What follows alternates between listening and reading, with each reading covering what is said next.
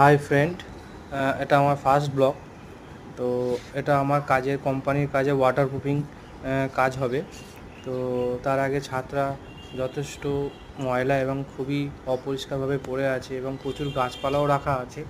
তো এটাকে প্রথমে আমাদেরকে ছাদটা ভালোভাবে দেখে নেওয়া হচ্ছে, যাতে কোনো জায়গায় অসুবিধা না হয়, যাতে কাজ না করতে কোথাও ক্র্যাক বড় আছে কি না। তো তারপরে আমাদের ঘষাঘষির কাজ শুরু করব। তো আমিও হাত লাগিয়েছি ঘষাঘষির কাজে, ভালো করে জল দিয়ে যাতে পরিষ্কার একদম নিট অ্যান্ড ক্লিন হয়ে যায়, তো যাতে কোনো ময়লা না থাকে। এরপরে আমাদের ফাস্ট কোটিংয়ের কাজ শুরু হবে। তো সেইদিকে একটু হাতে হাত লাগিয়ে দিলাম।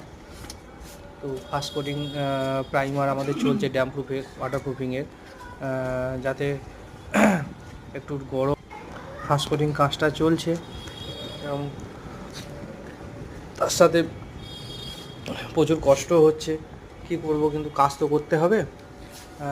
তো তার ফাঁকে ফাঁকে কখনো কখনো শর্ট ভিডিও ছাড়ছি এন্টারটেনমেন্ট করার জন্যে। তো সব রকমভাবেই চলতে হবে, যাতে যাতে কাজও করা যায় এবং তার সাথে সাথে এন্টারটেনমেন্টে শর্ট ভিডিও করতে পারি।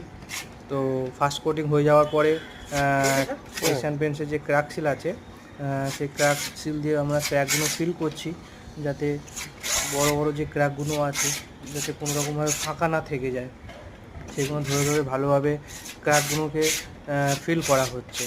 এটা ওয়াটারপ্রুফিংয়ে সবথেকে ভালো প্রসেস, তো এটা থাকছেই। তার সাথে সাথে এরপরে আমাদের সেকেন্ড কোট চালু হবে। ঠিক তার উল্টো দিকেও একটা ছাদ আছে, যেটা আমাদের ঘষে পরিষ্কারও করতে হবে, কেননা পুরো ছাদটা একসাথে হলে খুবই ভালো হয়। দেখুন, মোটামুটি মিস্ত্রিটার এতটাই গরম পড়ে গেছিলো যে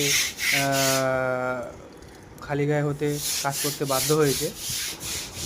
এবং আমি ঘুরে ভিডিওটাকে দেখাচ্ছি, যাতে কাজটা কীভাবে হচ্ছে না হচ্ছে, যাতে কাজটা বোঝাতে পারি আপনাদেরকে। এই ছাদেও মোটামুটি ফাস্ট কোটিং চলছে। তো আমি আবার ক্র্যাক ফিল করছি, যেহেতু ফাস্ট কোটিং মারা হয়ে গেছে।